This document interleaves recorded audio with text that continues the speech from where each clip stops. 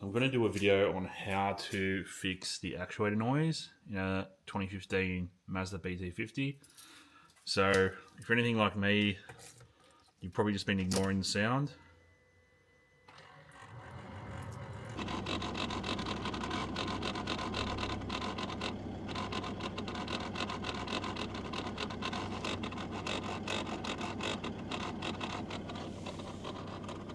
So the first step in removing the actuator and replacing it is to basically start removing parts of the dash. The first part is going to be this hidden compartment here, or the cover to the fuse box.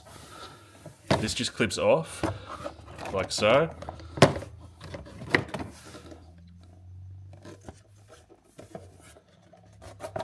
Just to give you a quick look, it's clipped on with some plastic hooks. And basically just extend it down and pop it off. Make sure you don't break the clips because you don't want to be gluing them back together or trying to replace this part. So once you've done that, it's going to give you basic access to a screw here. You're going to go ahead and remove that.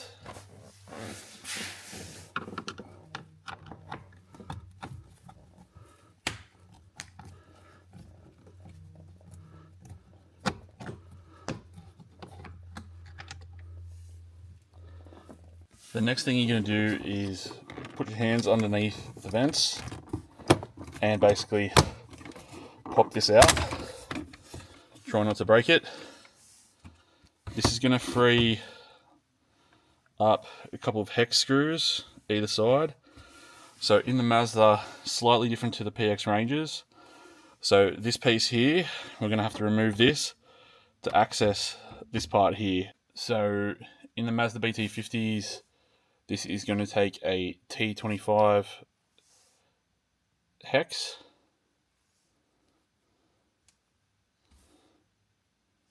So T25 hex right here.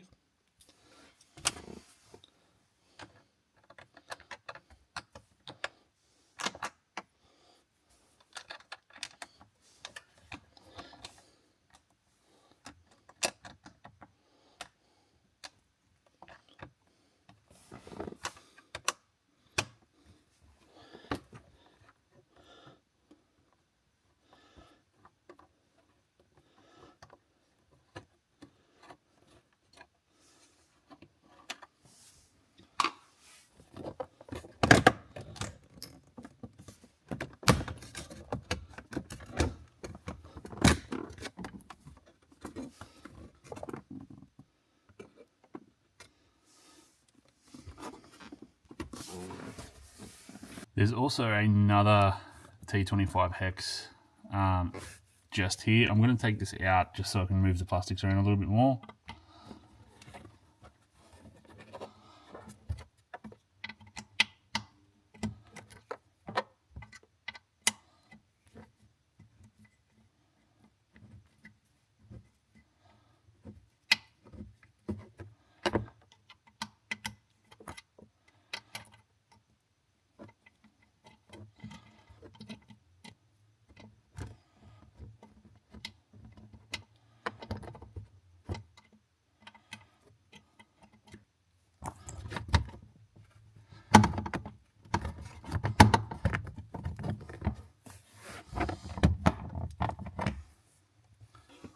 Just to show you what's behind here, there's a few clips which are plastic and go into the dash.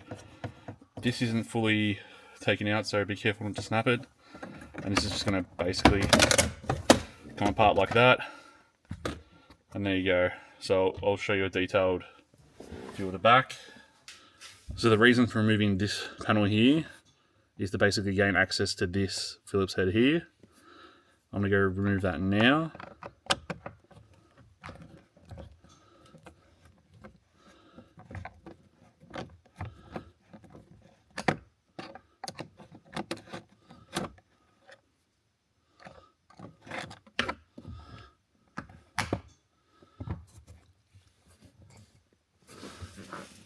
So with that piece of plastic removed now, you're essentially left with this middle section here.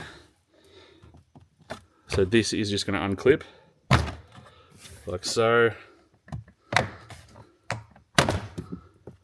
It's a bit violent, but it got there in the end, and it's going to look like something like this. So it's that piece there. So it sits up under there, allows you access to the lever steering column. You're going to take that out, and now we've got a little bit more access happening. So that's the progress so far. So what we're going to do now is start removing these screws. There is a clip, plastic clip for the electrics. This is just a tiny little flathead screwdriver, so I'm just going to pop that out. That tiny little clip should just clip out with your fingers, like so. So I'm just going to go ahead and take these two Phillips screws out. So these ones are the ones that are easy to access. Just the screwdriver. It is quite fiddly, and it feels like I'm threading this one. Let's put the camera down for a second.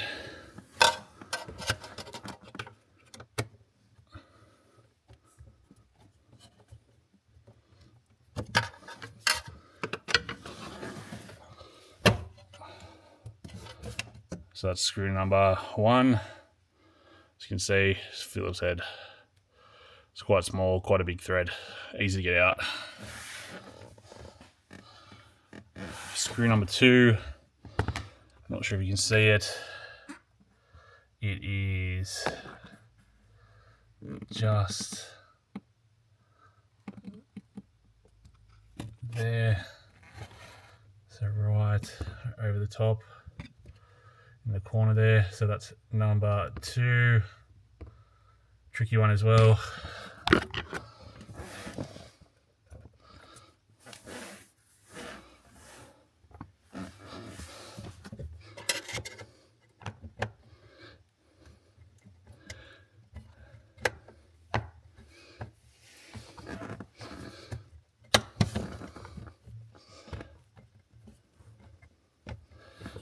This one is on a bit of an angle, so make sure you're careful. Don't thread it or crack any plastics.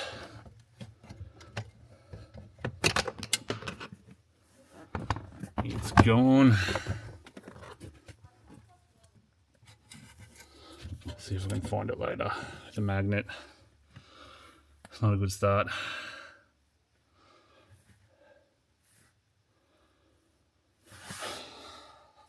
So the third and final screw, Phillips head, is basically 60mm up from this bolt here. So it's around about here.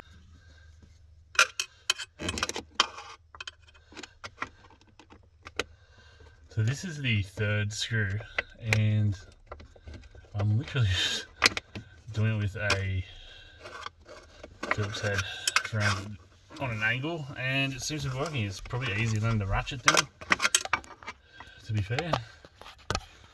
I'm using my phone and a bit of a light to try and line this thing up.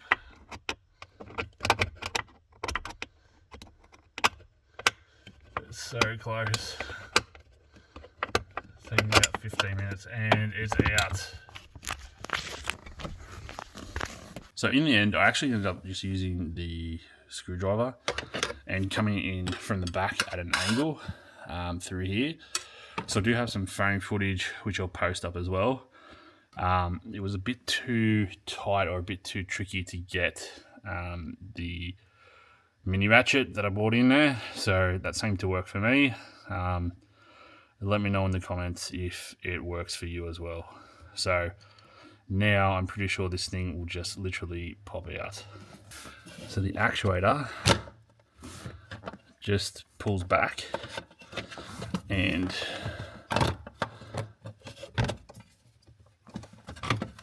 it's a bit fiddly, but that's it. This is the actuator, and this is the thing that's been basically making all the noise, pissing me off for thousands and thousands of kilometers. It's covered in grease, so be careful. I'm got it all on my hands here, if you can see it. So it's a Woory HVAC actuator, T6 temp. As you can see, I think these do vary between model years, and they are different, I think, between the Rangers and the BT-50s. So the next step is to basically find one of these on eBay, a replacement, and order that in. For now, I'm probably just going to push this back and try and just get it out of the way. And I'll probably continue driving the car with all this loose. I will probably just pop the AC controls back in just to get them out of the way. And I'll probably continue this video once the part comes in off eBay. And essentially that noise is, I believe, this plastic spindle. It's got some cogs around it, and it's essentially the actuator trying to find the home position, and it keeps slipping because they're worn.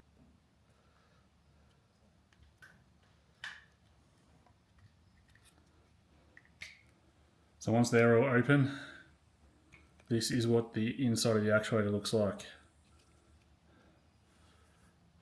So similar to the other one, and there's obviously some slippage happening, and I'm going to take a guess it's this cog here. Probably is possible to fix it.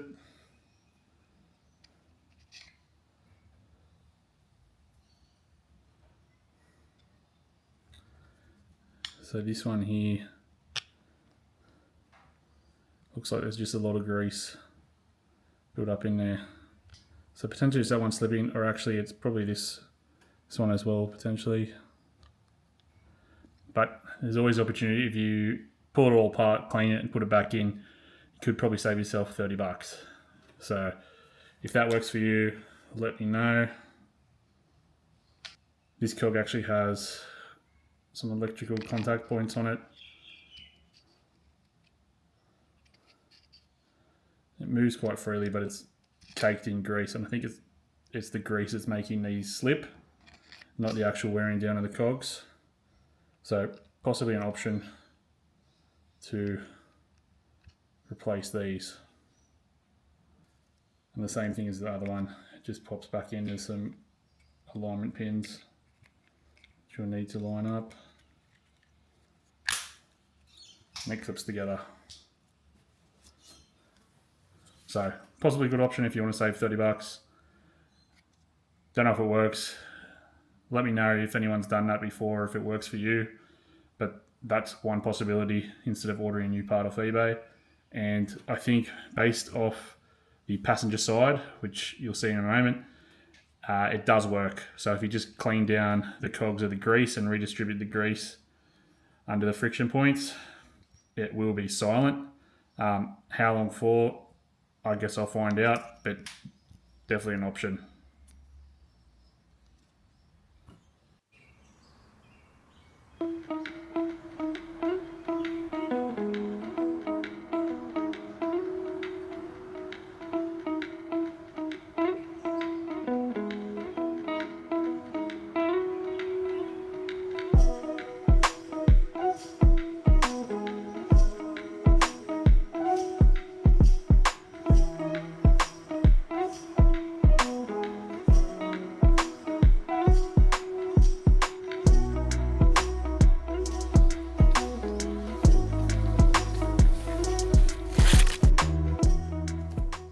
So they finally arrived, and I actually ordered 2 of the same actuator, but I only ended up using 1 for this install. And I found out the blend door under the glove box was a different type of actuator.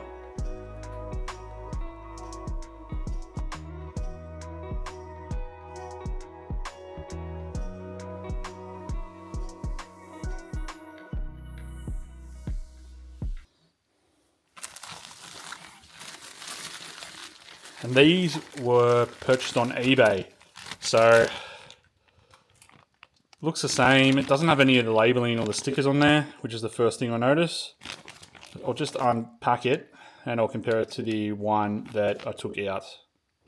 So this is one of the new ones that I've ordered. So you see there's no stickers on it, there's no markings, anything like that. I did match the part number up on eBay, and I think this was about $26.99 delivered. And compared to the other one, which has all the part numbers on it, which has got the Woori actuator, it's also got a Woori stamp in the plastic. So they're slightly different, but they are absolutely identical. This one still has the plastic slide actuator, so we've got to take this off and transfer it onto the new one, onto the cog. So I'll do that in a second. But they're exactly the same. All the mounting points seem to match up. The plugs as well. So I've compared the two plugs, exactly the same. Which I'll show you just here. So the plug's exactly the same number of pins. So I'll get that switched over now, and hopefully this goes straight in. So it came off actually a lot easier than I thought. You can pretty much just lift it off with your fingers, but the grooves also have an orientation to them. So there's a bit of a gap or missing one of the slots. So the new one also has the slots missing to the left-hand side. So I don't know if this is going to come up that great, but here, so this will just basically slide straight on. So I might have to turn it around a little bit. It was actually a little bit tight, so I'm not sure if it's gone fully on, but we'll give it a go. So the new actuator is back in, and essentially all you need to do is do the reverse of the removal in terms of putting the plastics back, and make sure that you've plugged the cables in for the power. So to do the passenger side, the first thing you have to do is remove the glove box. So essentially you need to open it, you're going to squeeze this side of the plastic, this side, and let it drop down. So I'm just going to do that quickly now.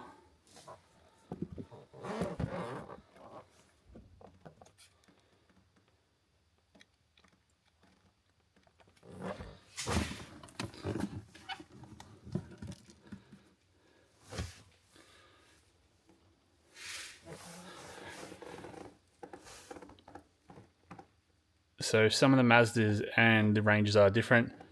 The BT-50, at least this model year, which is the 2015 model, has a auxiliary USB. So before anything else, need to unplug that. It's just a plastic clip, and there'll be basically two hinges here. On the Rangers is a little bit different, but the BT-50 you can just pop them up and it pulls off like that. So quite easy. So I believe in the BT-50s and Rangers there's two similar AC actuators which are tucked up behind here and similar to the driver's side, which we just did, and then there's a Blend Door Actuator, which I believe is slightly different. So to tell which one is making a noise, turn the ignition on and try and pinpoint it. In this instance, I think the Blend Door is making some noise as well, which is up in here. So we'll go ahead and remove that today as well and have a look. So similar to the other one, it's got 3 screws holding it in. 2 on the bottom, 1 on the top, and a clip for power. So we're going to go ahead, unclip it, and try and undo these screws and pop it out and see what's going on with it. The other 2 actuators are tucked up behind here and don't seem to be making that much noise. So we'll see how they go, but they might not need to be replaced, and I might need to order the Blend Door Actuator in or try and give it a clean. And you can actually see the Blend Door moving up and down. It's got the jitters. So 100%, you know it's going to be this actuator. And the clip that we just unclipped is this one here. So it looks like this. just so you can see. And it's got a press in, so it's pressed from the right hand side very gently and pull straight out.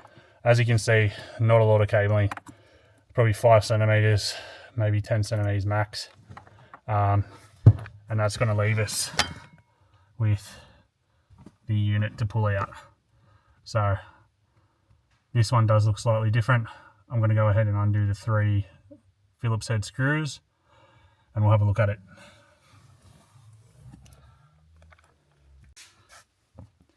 And for the 3 Phillips heads, I'm using basically a small Phillips head that can kind of wedge up in the back. I've got 2 off so far, so they just look like this. They're not that big, quite small, but a bit fiddly to get 2 in the back. So that's all 3 screws are now off, and we're just going to basically pull that away from the blend door up there. So I'll try and get some light on it. My understanding is that it just should pull away, which it does very easily, and success. And that is a grey spindle, plastic spindle on that. So we'll get that out and have a look. And just to show you the mounts it goes onto, and there's a spindle. So this is the HVAC AC actuator, or the Blend Door Actuator. It's a different shape to the other one, so this is going to be a separate part number, and I've actually had a look online and confirmed that. It's got a grey spindle, so different size, different plastic, and there's 1 of these in the BT-50s or Rangers, and there's 3 of the other type, which we took from the driver's side.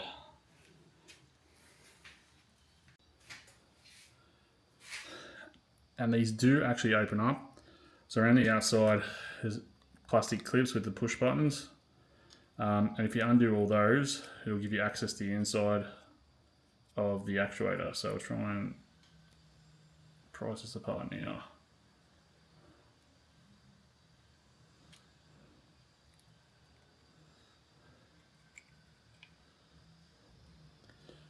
So inside, this is what it's going to look like.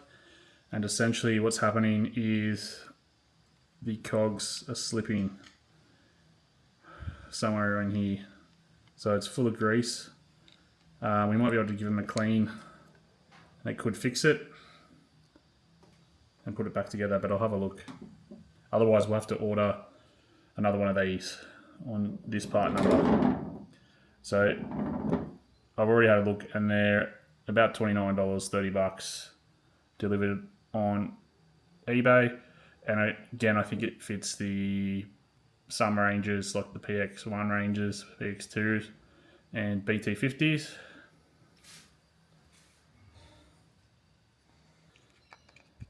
So this whole motor actually just pulls out.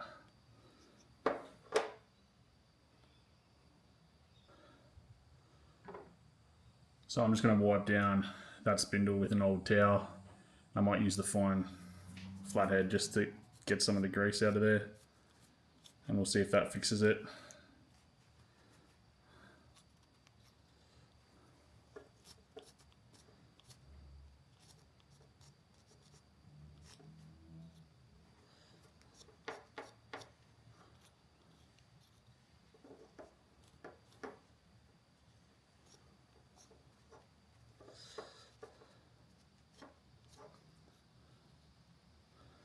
So that one's clean. I'm going to do the same for all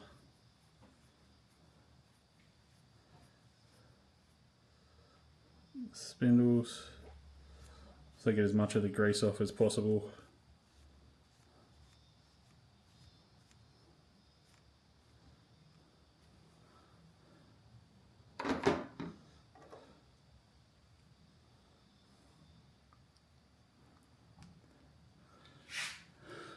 And these ones, I don't know if you can see it, but there's actually a big lump of grease in here, so there's a good chance that some of these are slipping.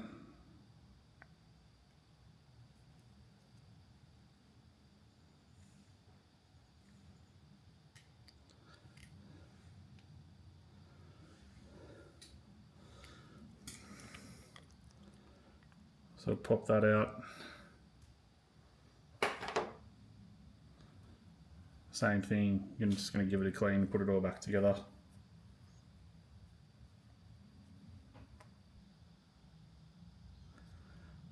This one on the bottom, it's actually packed with grease and it is quite tight to move, so potentially that's where the slip is happening. So I'll try and put some more grease around it.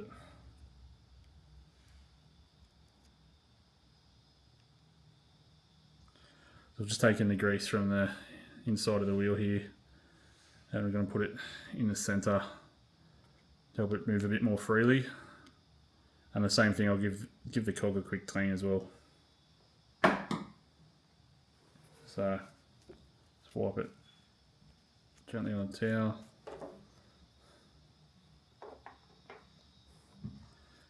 There's a bit of grease in here as well.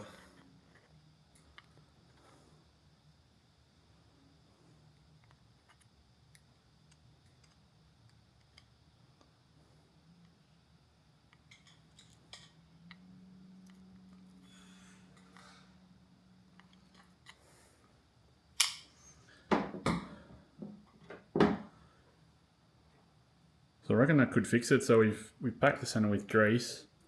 I'm going to put this one back in, give it a few turns, and already that's moving much more freely. You can see, give it a bit of a turn. It does seem to be quite tight on that.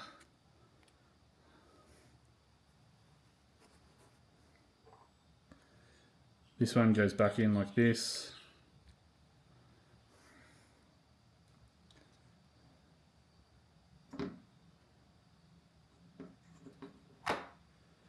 Then the motor, this is the assembly for the motor. This is going to slide back in here and there's a few guide holes pressed down.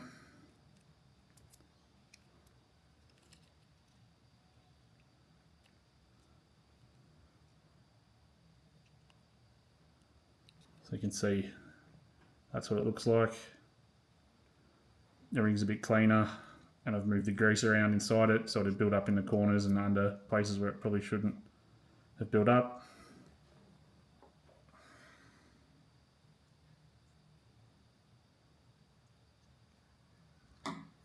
And I'll move some of the grease out of this cover, just in the middle of the cogs here.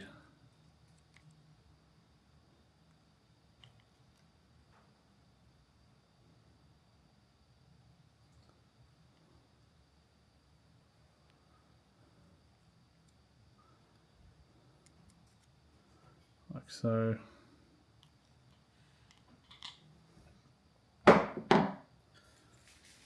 And then all we have to do is basically match this up, the plastic orientation, so match the holes up. It's going to look like this.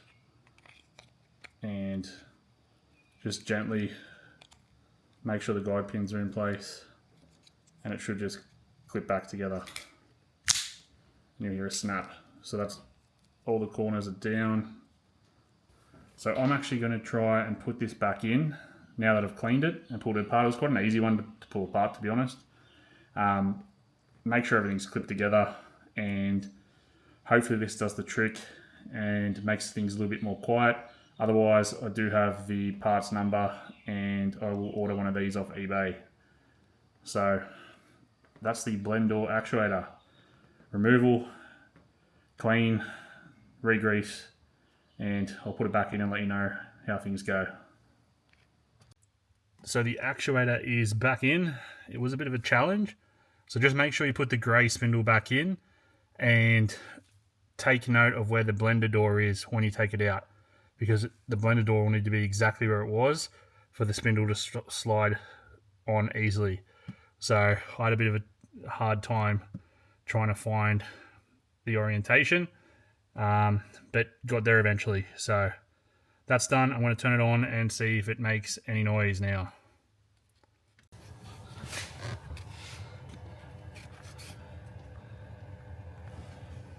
So the actuator is in, everything's plugged in,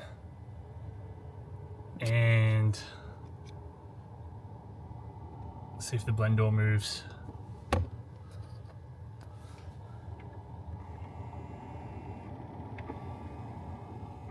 So it's absolutely silent compared to before, and you can see that blend door is moving, which is fantastic. The cogs aren't slipping, it can find its home position. There is a little bit of noise coming from some of the other actuators, I believe on the side, but not enough to change it at the moment. I do have a spare actuator that I got off eBay, so all in all, success. So like, comment and subscribe if you found this helpful. If you've got any questions, feel free to shoot them through and I'll try and answer in as much detail as possible. But for now, I'll catch everyone in the next video. Cheers, bye.